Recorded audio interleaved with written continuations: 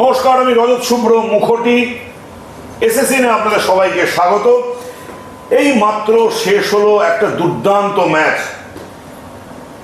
ক্যানিংয়ে সুন্দরবন এফসিকে ঘরের মাঠে হারিয়ে দিল বর্ধমান ব্লাস্টার্স। এই মুহূর্তে বর্ধমান ব্লাস্টার্স কিন্তু অশ্বমেধের ঘোড়ার মতো এগোচ্ছে। মেহতাব হোসেনের দলকে ঘরের মাঠে হারালো সন্দীপ নন্দীর দল 1-0 গোলে। এবং আজকের ম্যাচেও বর্ধমান ব্লাস্টার্সের হয়ে গোল করলেন ক্রিস্টোফার, যে টানা তিনটে ম্যাচে কিন্তু গোল করে যাচ্ছে। এবং ক্রিস্টোফার আসার পরেই বর্ধমান ব্লাস্টার্স কিন্তু অন্য একটা দলে পরিণত হয়েছে। কেমন হলো আজকের ম্যাচ, কেন পারলো না মেহতাবের দল, বর্ধমান ব্লাস্টার্স কোন জায়গায় বেশি এগিয়ে থাকলো, এটা নিয়ে আমরা আলোচনা করব। আমাদের সঙ্গে রয়েছেন প্রাক্তন দুই ভারতীয় ফুটবলার, আমার বাদিকে রয়েছেন রহিম নবী এবং আমার ডান দিকে রয়েছেন সৌমিক দে।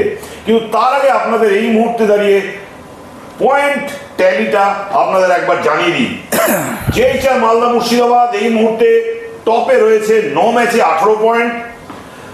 তারপরেই রয়েছে সুন্দরবন 9 ম্যাচে 16 পয়েন্ট। নর্থ 24 পরগনা রয়েছে 9 ম্যাচে 14 পয়েন্ট এবং 9 ম্যাচে হাওড়া হুগলি রয়েছে 8 ম্যাচে 16 পয়েন্ট। এবং বর্ধমান ব্লাস্টার্স কিন্তু আবার কন্টেনশনে চলে এলো 9 ম্যাচে 13 পয়েন্ট নিয়ে পজিশনে চলে এলো। বর্ধমান ব্লাস্টার্স যেভাবে টুর্নামেন্ট শুরু করেছিল এবং এই টুর্নামেন্টের মাঝামাঝি এসে কিন্তু বর্ধমান ব্লাস্টার্সের একদম অন্য চেহারা। আমি প্রথমে শ্রমিকের কাছে যাই। শ্রমিক, আজকের ম্যাচের ফলাফল কি যেটা বলছে যে 1-0 বলে বর্ধমান জিতলো, এই রেজাল্ট কি এটাই হওয়া উচিত ছিল? ডমিনেট কারা করলো? দেখো, খেলার শুরুতেই আমরা বলেছিলাম যে পেছন দিয়ে রান করছে, যেটা বর্ধমান লিগের শুরুতে একটু পিছিয়ে ছিল। ইদানিং দেখছি কয়েকটা ম্যাচ ওরা কন্টিনিউয়াসলি ধারাবাহিকতা ভালো খেলছে এবং তারা কিন্তু পেছন দিয়ে শুরু করছে।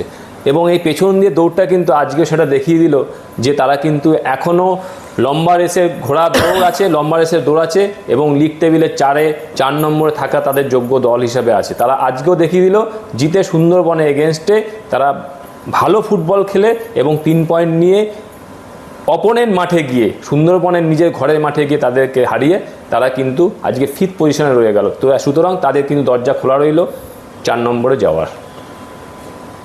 নবী, বর্ধমান ব্লাস্টার্স কি এই টুর্নামেন্টে ডার্ক হর্স? প্রথম থেকে ওরা যেটা শুরু করেছিল, তারপর থেকে তারা কিন্তু খুব ভালো পারফরমেন্স ছিল না, কিন্তু যত ম্যাচ গড়িয়েছে বা যত ম্যাচ ওরা খেলে গেছে তারপর থেকে কিন্তু ক্রিস্টোফার আসার পরেও আমি দেখলাম যেভাবে ডমিনেট করছিল সুন্দরবনকে এবং ওদের ঘরের মাঠে গিয়ে যে ফুটবলটা খেলছিল, দেখে তাদের মনে হচ্ছিল এই ম্যাচটা, আমরা প্রথমেই শোতে আমরা বলেছিলাম, শ্রমিকও বলেছিল যেহেতু সুন্দরবন ভালো টিম, তো ওর দিক দিয়ে ঠিকই বলেছিল যেহেতু ভালো খেলছে। আমি তখন কোথাও মনে হয়েছিল যেহেতু এরা পিছিয়ে আছে তো আজকের ম্যাচটা খুব ভাইটাল ওদের কাছে, ড্র করা নয়, যদি জিততে পারে তো 13 পয়েন্ট পেয়েছে ওরা। তো ওরা সেরকম ফুটবলই খেলেছে, 1-0 রেজাল্ট হয়েছে, আরও গোল হতে পারতো।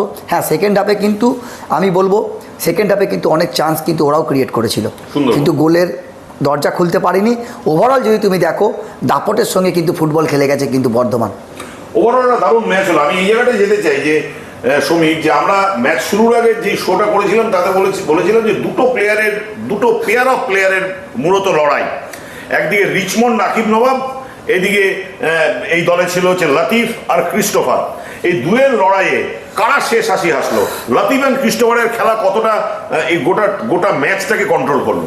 দেখো, প্রথমে সুন্দরবনে আসি, সুন্দরবনে নাকিবকে কিন্তু আজ খুঁজে পাওয়া যায়নি। ও একটুখানি দেখলাম ফ্লপ, জানি না এটা হয়তো ক্লান্তির অভাব হতে পারে, কিন্তু একটা মানে ফিটনেসে হতে পারে, টানা ম্যাচ খেলছে, হতে পারে না, এটা ফুটবল, বডি কন্ট্যাক্ট গেম। তবে আমি বলবো আজকে ক্রিস্টোফার আমি বলবো ম্যাচের সেরা, ওকে দেওয়া উচিত। আজকে আলোচনা করছিলাম আমি নবী যে আজকেও ম্যাচের সেরা, যে ওয়ার্কলোডটা নিয়েছে, গোল তো করেছে এবং আমি মনে করি টিমের জন্য খেলেছে। আজকে টিমের প্রতি দায়িত্ব দেখলাম আজকে ক্রিস্টোফারকে, up front to defence to up front, পুরো কন্টিনিউয়াসলি দৌড়ে গেছে। সুতরাং ও আজকে পুরো ম্যাচের পুরো চালনা করেছে, ম্যান অফ দ্য ম্যাচের সেরা ওই ক্রিস্টোফার। যেমন ক্রিস্টোফার, যেমন লতিফ। কিন্তু এইদিকে আমি, তোমরা সন্দীপ নন্দীকে দেখেছো ক্লোজ কোয়ার্টার থেকে, আজকে আমার সামনে মনে হলো যে মেহতাব অনেকটা সন্দীপ নন্দীর স্ট্র্যাটেজির কাছে মাত খেয়ে গেল। আজকে কিন্তু আকিব নবাব যে লেফট উইং ধরে খেলে, ওদের যে আক্রমণের মেন সাপ্লাই লাইন, যে মেন ডিবক্সে বল দেয়, ওকে পুরো বোতলবন্দি করে দিয়েছে। বোতলবন্দি করে দিয়েছে। ওকে বোতলবন্দি করে দিয়েছে। আর রিচম্যান যার কথা তুমি বলছিলে, ওকেও কিন্তু খুব বেশি স্পেস দেয়নি। আমার মনে হয় এই টিমটাকে নিয়ে, সুন্দরবনকে নিয়ে সন্দীপ নন্দী যথেষ্ট পরীক্ষা নিরীক্ষা করেছে এবং তাদের কোন জায়গায় ভালো এবং কোন জায়গায় খারাপ সেই জায়গাগুলো আমার মনে হয় ঠিকভাবে ইউটিলাইজ করেছে বলে আমার মনে হয় সন্দীপ নন্দী কিন্তু আজকে বর্ধমান কিন্তু জিতে বেরিয়ে গেছে ম্যাচটা। সুন্দরবনের আরো একটা খুব গুরুত্বপূর্ণ প্লেয়ার আন্ডার-19 মোহাম্মদ ইয়াসিন, আর একটা ছেলে যে মোহাম্মদ তৌফিক। এদের মোহাম্মদ ইয়াসিন আজকে ভালো খেললো, মোহাম্মদ তৌফিকও কিছুটা ভালো খেলছিল, কিন্তু সামহাও আমার মনে হয় যে সন্দীপ নন্দীর টিমটা যে জায়গায় এই মুহূর্তে দাঁড়িয়ে আছে তাদের কিন্তু একটা সামগ্রিকভাবে একটা কমপ্লিট টিম মনে হচ্ছে। এবং ক্রিস্টোফার লতিফ আসার পর এই গোটা টিমটা এই মুহূর্তে যেভাবে দৌড়চ্ছে, তোমার কি মনে হয় যে এই টিমটা বিএসএল এর টপ 4-এ বা যে কোনো বড় টিমকে মাত দেওয়ার জায়গায় এখন পৌঁছে গেছে? দেখো, আমি এখনও পর্যন্ত যা খেলা দেখছি চ্যাম্পিয়নের দাবিদার আমি রাখতে পারি। হতেই পারে ম্যাচের ফলাফল যাই হতে পারে, কেউ বলতে পারে না। আজকে সুন্দরবন কন্টিনিউয়াসলি 5টা ম্যাচ তারা ধারাবাহিকতা জিতেছে, কিন্তু আজকে 3টে ম্যাচ পরপর হেরে গেছে।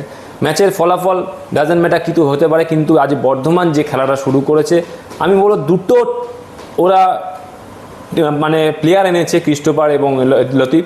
ওরা দুজনেই কিন্তু আজকে পুরো টিমটাকে চালনা করছে আমি দেখলাম, এবং পুরো টোটাল টিমটাকে, দেশীয় টিমটাকে নিয়ে, আমাদের ইন্ডিয়ান টিমটাকে নিয়ে যেভাবে ওরা দুজন খেলছে, আমি মনে করি বেস্ট অফ। মানে আমি সব থেকে ভালো লাগলো আজকে ক্রিস্টোফারকে দেখে যে টিম বন্ডিং, তারা টিমের প্রতি হয়ে খেলে, কোথায় নামছে কোথায় নেমে আসছে, দায়বদ্ধতা আমি দেখছি।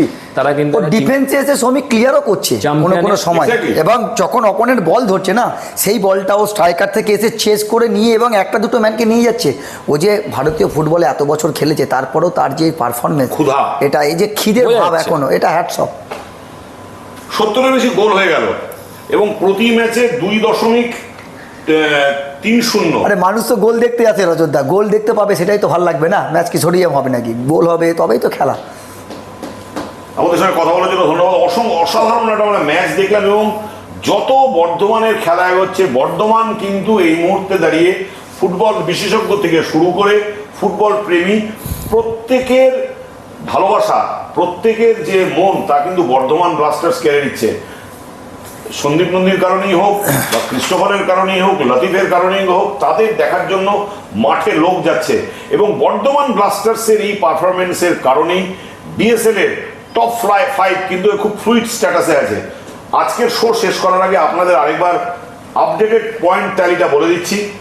জেইচআর মালদা মুর্শিদাবাদ 9 ম্যাচে 18 পয়েন্ট, সুন্দরবন 9 ম্যাচে 16 পয়েন্ট, বর্ধমান ব্লাস্টার্স 9 ম্যাচে 13 পয়েন্ট, নর্থ 24 পরগনা 9 ম্যাচে 14 পয়েন্ট এবং হাওড়া হুগলি 8 ম্যাচে 16 পয়েন্ট।